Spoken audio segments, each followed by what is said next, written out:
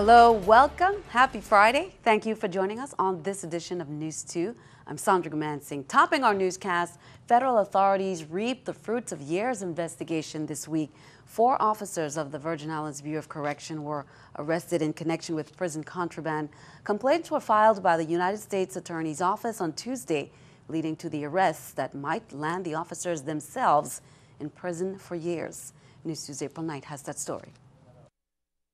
4 St. Croix corrections officers were arrested on Wednesday in connection to charges of smuggling contraband into the Golden Grove Correctional Facility. Wahida Ali, 32, Abdul Robinson, 38, Patrick Richards, 41, and Eustace Roper, 51, were arrested pursuant to criminal complaints filed against them on Tuesday. U.S. Attorney Ronald Sharp made the announcement. The complaints charge all defendants with varying counts of providing contraband in prison, promoting dangerous prison contraband, and conflict of interest. Contraband smuggling is a prevailing problem in the territory's prison systems. In April of 2014, federal indictments involving contraband smuggling were finally unsealed, revealing the extent of the practice and the diversity of the offenders, from inmates to prison officers themselves. 3 separate cases in those indictments focused on former inmates who managed to smuggle prohibited items, including cell phones, homemade knives, and shanks in 2013. Former Director Julius Wilson stated then that drugs are also common.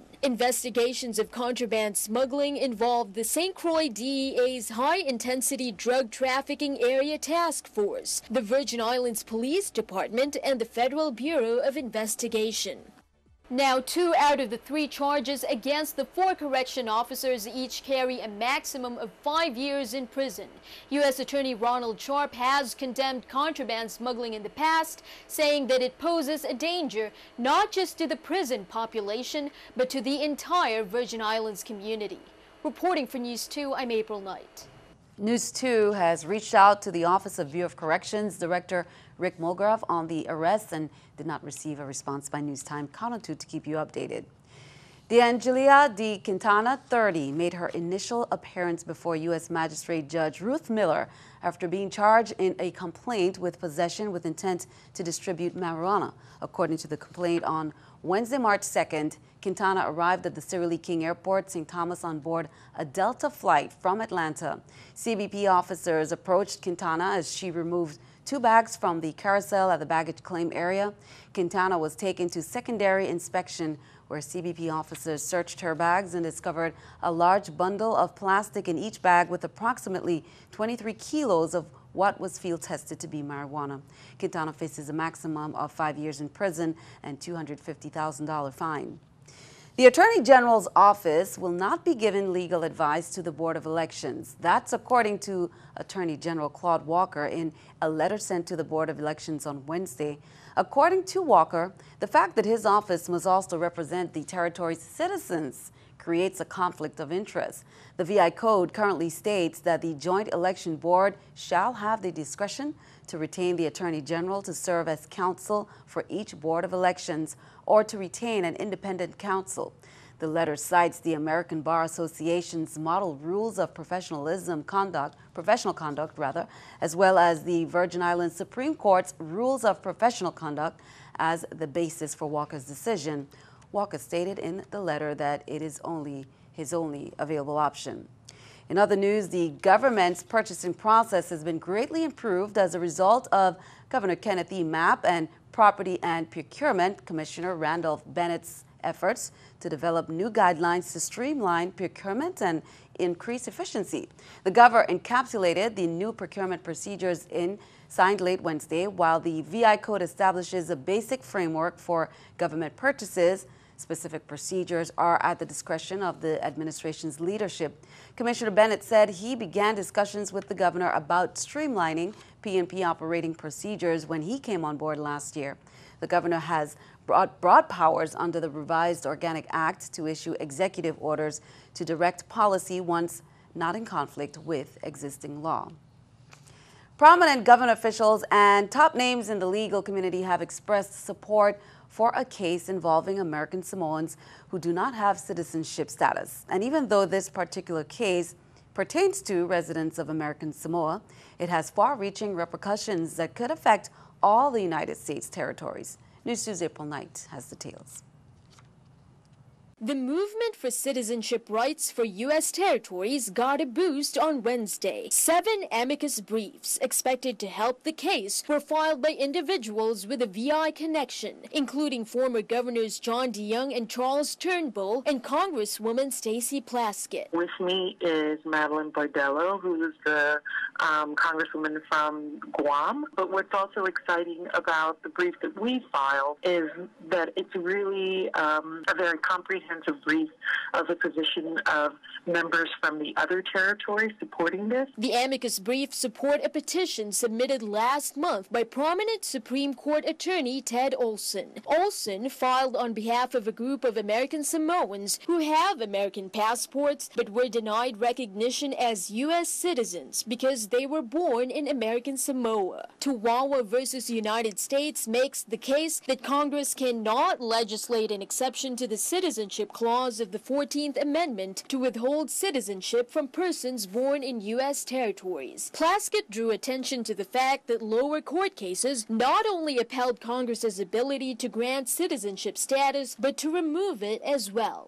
They basically said that Congress can turn on and turn off citizenship for all of the residents of the territories. I went further to say that we, as Virgin Islanders, if you're born in the Virgin Islands, Congress could pass a law that says that we are no longer citizens. Plaskett said Supreme Court Justice Antonin Scalia, who recently passed away, could have, interestingly, come out on the side of those fighting for citizenship rights for the territories. If an individual were a strict interpreter of the Constitution, strictest interpretation of the Constitution, and most of our estimation is in our favor. Reporting for News 2, I'm April Knight. It is unclear if the remaining Supreme Court justices will be able to decide whether or not to take the Toa case before they recess in June. We will keep you updated. Bare-knuckle politics dominated the night as candidates faced off in the Fox News Republican debate Thursday. The contenders traded barbs, ramping up the contentious tone of the very non-traditional primary race. Reed Binion reports. Let's stop fighting. John Kasich trying in vain to stick to a policy discussion in a debate that was more combat than substance. Much of the ire was focused on Donald Trump, including a moment where he defended the size of his manhood, a response to Rubio's innuendo days earlier. He referred to my hands. If they're small, something else must be small. I guarantee you there's no problem. Trump also faced tough questions about policy positions that he's changed. He responded by casting his flexibility as an asset. I have a very strong core. I have a very strong core. But I've never seen a successful person who wasn't flexible. That assertion came back to bite him in an exchange that drew laughter from the audience. Breathe, Lion breathe, Ted. breathe. You can do it. When they're done with the yoga, can I answer a question? I really hope that we don't see yoga on this stage. Well, he's very flexible, so you never know. An interesting moment came at the end of the night, touching on the GOP establishment's effort to keep Trump from the nomination at almost any cost. That effort perhaps complicated when Trump's rivals were asked if they would support him if he wins. Yes, because I gave my word that I would. I will support whoever is the Republican nominee for president. I'll support the Republican nominee. Mr. Trump, yes or no? I'll support Donald if he's the Republican nominee. I'm Reed Binion reporting. Keeping our eye on the economy, new numbers from the government showed 242,000 jobs were added last month, far better than the 172,000 jobs added in January. Economists had predicted a gain of 190,000 jobs added last month. Meanwhile, the jobless rate held steady in February at 4.9%. That's an 8-year low and a level many experts consider to be full employment. However, wage growth disappointed in February, rising 2.2% in February compared to a year ago. The Federal Reserve wants to see wages grow at around 3.5%. Here's a look at the stock market watch at the New York Stock Exchange. Taking a look at the numbers there, we can see everything up. The Dow 63, NASDAQ 9, S&P 500 also up at 9. Coming up on News 2, it's time for our VI History quiz.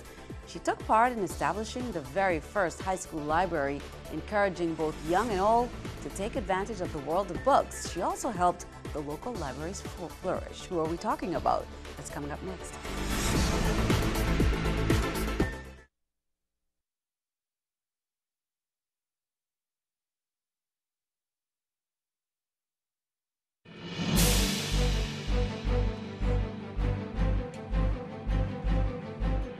Welcome back. 2 St. Croix schools were dismissed earlier today due to WAPA water service interruptions, as reported on St. Croix Central High School and Elena Christian Junior High School. Both schools were dismissed at 1 p.m. Students were served lunch. Buses arrived shortly thereafter, as well as parents to pick up students. Cane Bay Partners VI co-founders Kirk Chunin and David Johnson on Thursday congratulated the University of the Virgin Islands on the historic groundbreaking of the university's planned medical school and pledged their continued support for the initiative. Cane Bay Partners VI announced that it is stepping up its support for the overall project and will be committing to an annual contribution of $2,500. The company gave an initial $2,500 to the school in 2014. The project hopes to expand educational opportunities in the Virgin Islands while supporting our healthcare infrastructure. The groundbreaking Thursday, they say, marked the start of construction on the planned one-story, 21,332 square foot medical school simulation center on St. Croix.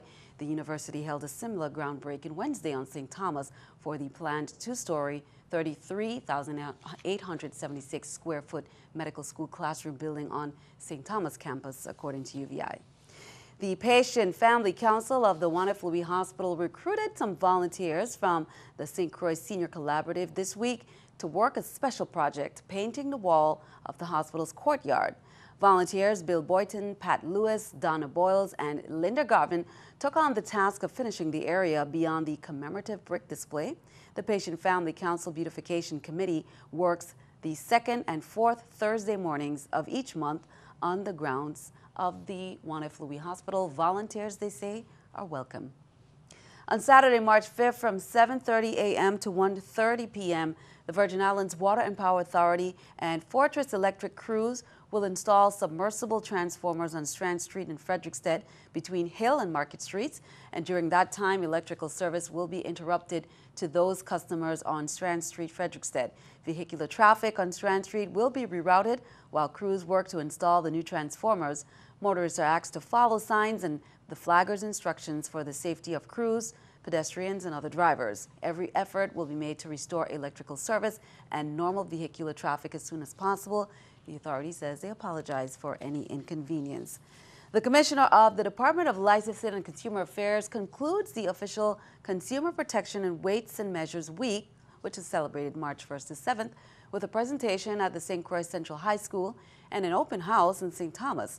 DLCA St. Thomas District hosted an open house today in the Consumer Protection Week that is commemorated to advocate on behalf of the rights of the public for protection as outlined by the Consumer Code, a set of laws that dictate how establishments serving the public conduct business. Weights and Measures Week calls for awareness on the value and quality of essential commodities, as well as the accuracy of tools used to weigh or measure the retail product. USVI Tsunami Preparedness Week again is set for March 13th to the 19th. VITEMA will participate with the Virgin Islands Management Agency. They will be testing 22 sirens on St. Croix, St. Thomas, and St. John. Now, they are set to activate these sirens at approximately 10:15 a.m. on Thursday, March 17th. The Department of Education will be holding evacuation drills as well at the Alamulla Elementary School in Contant, the Juanita Gardine Elementary School in Estate Richmond on St. Croix, and the Julia Sprouse School at Cruise Bay St. John. There's a tsunami walk. Also, the commissioner is encouraging coastal communities, organizations, groups, and businesses to hold a tsunami walk that entails walking from the tsunami hazard zone to a safe area. Safe areas begin 2 miles away from the coast or 80 feet above sea level. Local businesses and government agencies are set to participate, and participants are asked to register their activity at www.tsunamizone.org. Virgin Islands students got a taste of Reichel Center's upcoming dance showcase, Hoverspace, on Friday. The students from a few St. Thomas schools flocked to the Reichel Center and watched a live preview of the performances. Several lucky students even got to try out the hover floor themselves. Several students were fascinated about the hover floor, how it's made, how it works, and the dancers were more than happy to answer their questions. The mathematics of it, like how much do you think that thing weighs? Just with nothing on it. Anybody want to like hazard a guess of how much that weighs? I hear 2,000 pounds.